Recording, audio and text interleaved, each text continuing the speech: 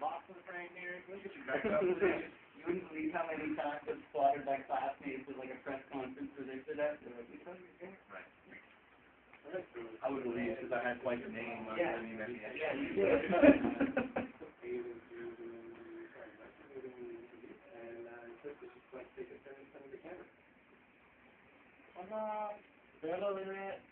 Ready to roll? Oh, okay. Roll that into your... Fine, ready to pull.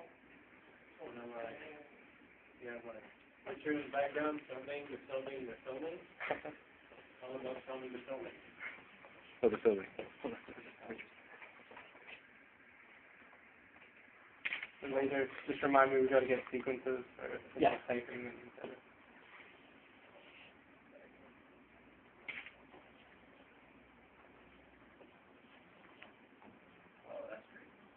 We're delayed here as Kris pulls up a web browser. Staged web browser with lots of fun things there. No, nothing staged. I mean, yeah. What you see is what you get. I think the internet's exploded. You got to keep making those like infinite recursive loops. You might have video blogs with each other, filming each other. Roland is also taking pictures of us, taking video. So we're four levels meta.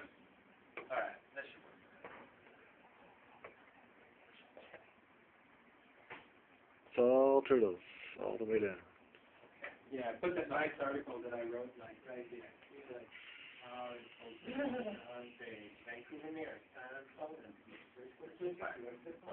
You ready to go? Cool. Rolling?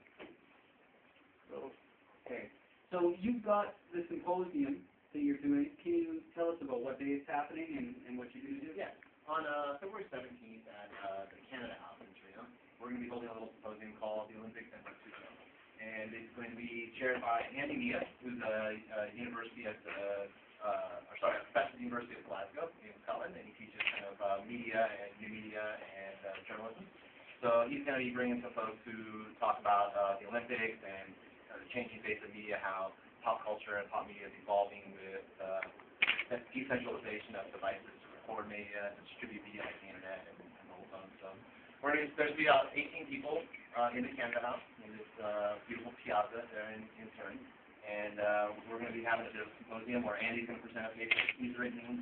Boris Mann is going to be talking about where he sees the future going in terms of user-generated content and citizen journalism. And we're also going to do a bit of a live simulcast where we get a group of bloggers together in Vancouver with Roland Tanglau and early Vancouver.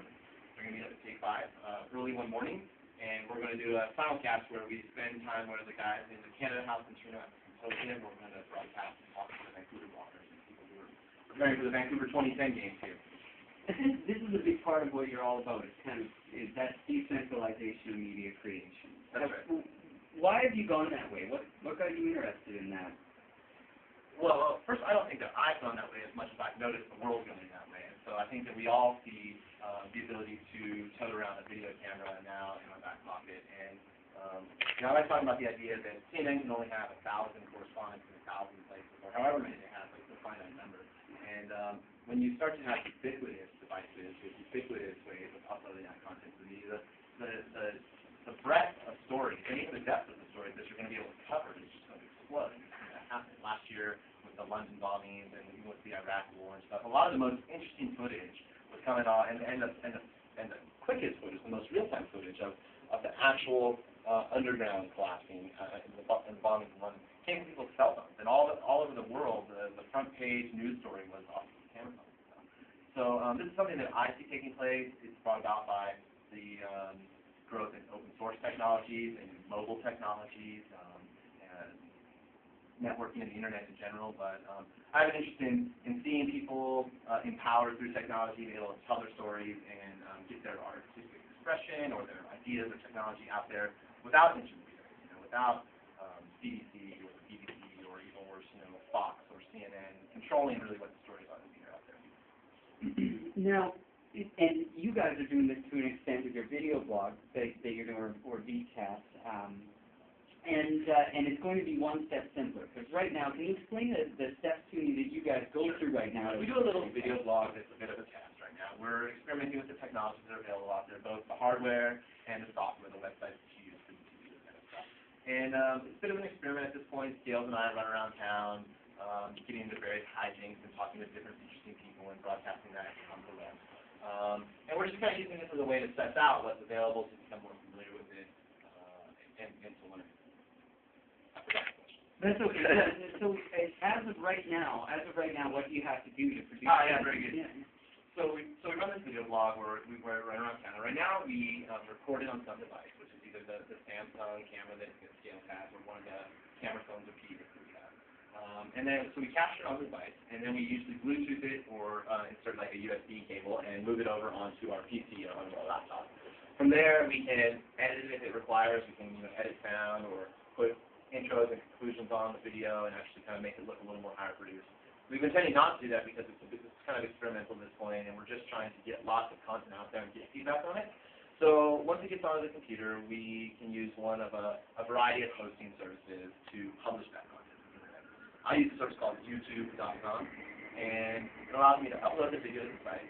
They host it there on their site, and I can direct people to it to play it back and view it there. I can also grab a small piece of code and copy that over on my blog, and their video will be embedded into my blog.